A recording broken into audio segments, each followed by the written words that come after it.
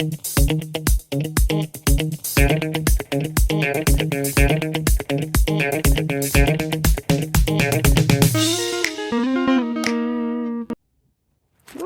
hi. Yeah, today there is a little bit of a perspective change happening because sometimes the answers are in the details, you know. Will it be the case for the next question? Let's see.